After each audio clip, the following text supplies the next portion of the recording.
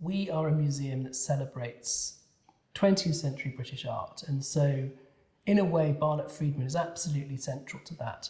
But he's an artist who, for whatever reason, has been overlooked. And there hasn't been a major exhibition for over 60 years, since the Tate exhibition, organised by the Arts Council in the year after his death in 1958. The criteria really for the exhibition was to have as many works as possible and to gather them from as many places, because his works are in public collections and private collections, and many of them haven't been seen at all before.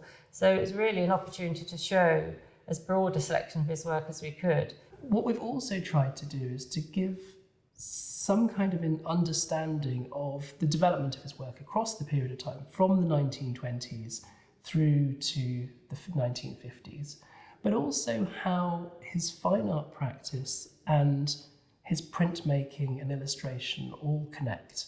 And I think as an artist, Barnett Freedman really did apply different areas of work to each other. And so, for example, what he did as a war artist in the Second World War, doing these extraordinary individual portraits, was also something that he subsequently applied to books such as Anna Karenina, with a series of vignettes and portraits.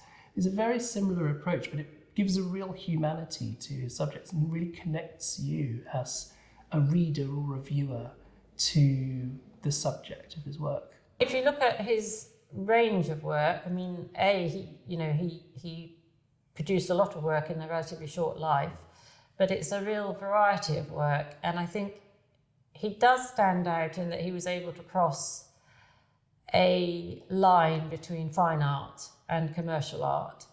He didn't see any difference between the two. He thought there was just good art or bad art. He went about doing an oil painting or a commercial design, a lithograph or a poster with exactly the same sort of ambition and skill in either.